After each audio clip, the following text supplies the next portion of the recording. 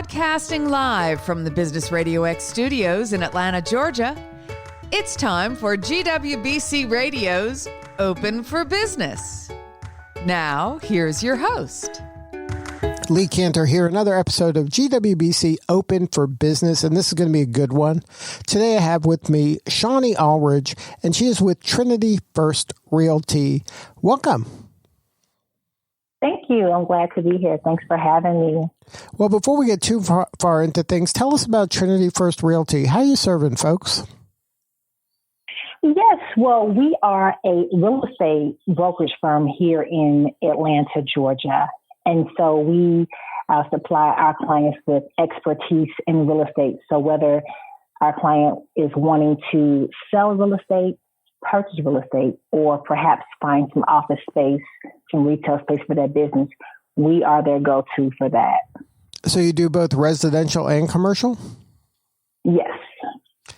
And do you have a specialty? Do you work with like new home buyers or people who relocate? Like, what is your profile of a typical client for you? Well, actually, our typical client is an array of consumers. We don't have a specific area. We have clients who have an interest in purchasing new construction or purchasing real estate as a piece of investment property. And so we are just able to service them all, just a different array of people. We're able to service them. Now, how did you get into the real estate business? Well, funny story. My mother actually was a real estate agent in the 80s and 90s. And so I was actually her assistant and didn't realize it at all. And when I was in college, she encouraged me to become a licensee. I did that. And I've been practicing real estate ever since I was a licensee back in 2002. And then as part of your business, you also help other people get into the real estate business, right?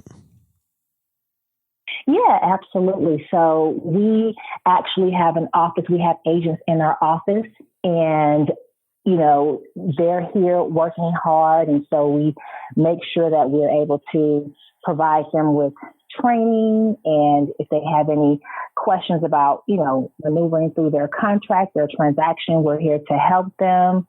So yeah, it's been a great run for us. And we've done well. We've done very well with assisting people to reach their goals, their real estate goals. Now, how has this pandemic impacted your business? This pandemic is really unfortunate. It truly is. And it impacted us right away. However, there's some standards of business that we've been practicing anyhow, as far as just making sure our clients are able to view homes. Usually our out-of-state clients, we are, doing virtual tours. So what we're doing now is just doing virtual tours for everybody. And if, a client is concerned about, listing their home right now in this pandemic climate, we just make sure that people who are entering the home have on a mask, have on gloves, shoe covers, and that, everyone understands what we're doing. We're trying to protect the health of everyone else, but we're also trying to reach their goal of selling their home or purchasing a home. So you've been kind of practicing some of these safety measures just in the past in a different way. And you've just had to make a small adjustment to do it for this. That's funny. Yeah, exactly. So I remember hearing on the news when the pandemic, when it finally hit, it was on the news and everyone was like, oh, we can't find the N95 mask. And I thought to myself, oh my gosh, I already have them. Just certain things I already had. I already had shoe covers. I already had, gloves. And so we just make sure we just pass them out to our clients and our agents and make sure that they use it when they're out in the field. Now, do you have any advice for the listeners out there that are running a business that, in order to be safe, things that you've learned that make your clients feel more comfortable and safe? Yes, I would say, first of all, let them know that you care. Let them know that you care and you understand that they have a concern, and then express to them what you're doing to help them to feel more comfortable. Express to them that you are, steadfast on supplying gloves if they don't have it. They don't have a mask. You have one for them. Let them know that, you're there for them. And I think a lot of times people will feel more comfortable just hearing that, they still want to reach their goals. We just don't want to be hurt in the process. So I just say, show that you care, express that you care. And that's the beginning part of it right there. So now, can you talk about the GWBC? How has that organization helped you through this crisis?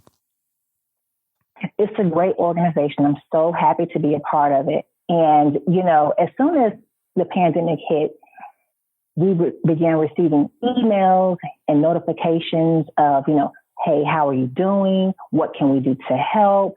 And it's just like one big family. I would encourage anybody who's listening to, gather some more information about the organization and see where you can become a part of it. But it's great to be able to know that you're not the only one feeling the way you're feeling.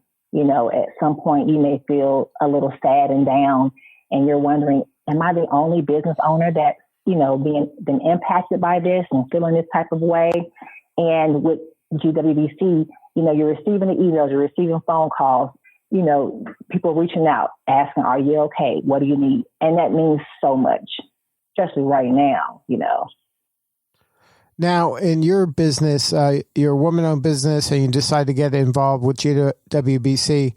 What would you tell other female-owned business owners about the importance of getting involved in an organization like that?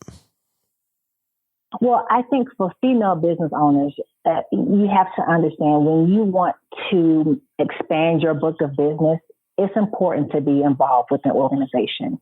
And it's also equally important to have a specific socioeconomic set aside that you identify with. So whether it's women-owned or veteran-owned or what have you, it's important to have those things to be considered to be a serious business who's, out here serious about handling their business.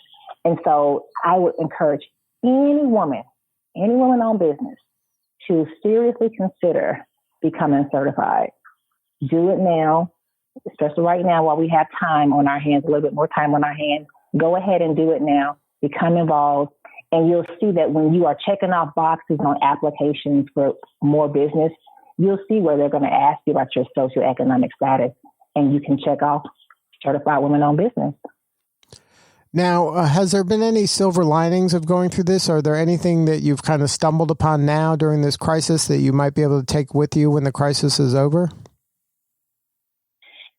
Yeah, I would say yes, actually. I love when I'm faced with a challenge, actually, and I can get through the challenge because it shows me what I'm made of. And so I would say even going through this, I had a moment where I was just a little bit stuck. But I decided to push through anyhow, every day. And I decided to make decisions that's going to affect my business and not feel like I was just stagnated. So I just really learned, once again, what I'm made of, that I'm strong, I'm resilient, and the people around me are the same.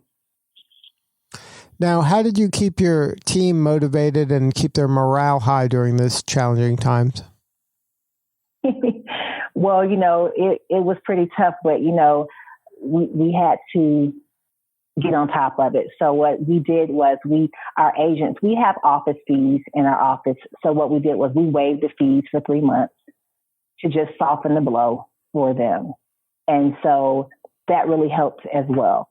And so we just make sure that I encourage everyone to read, do some research, listen to a webinar, and then share with me what they learned.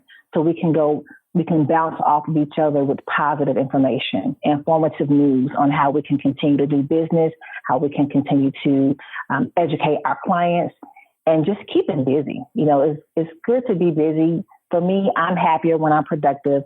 Most of our agents are the same way. So we just try to stay productive, and report to each other on a daily basis.